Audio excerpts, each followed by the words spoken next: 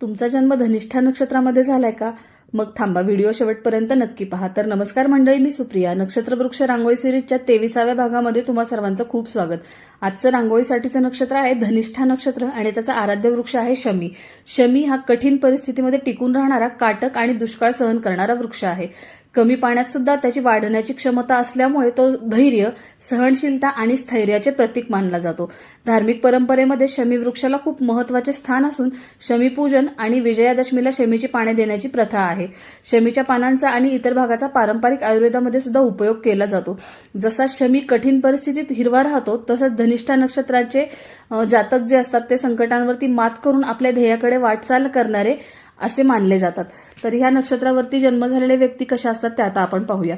आशावादी, अभिमानी, दानधर्म करणारे, धाडसी, संगीतप्रेमी, पण यांना आर्थिक चणचण कायम भासत असते. आणि अतिघाई, लोभ आणि क्रोध यामुळे यांना नुकसान सहन करावे लागते. पण संगीत क्षेत्र, क्रीडा क्षेत्र यामध्ये यांना खूप छान प्रावीण्य मिळते.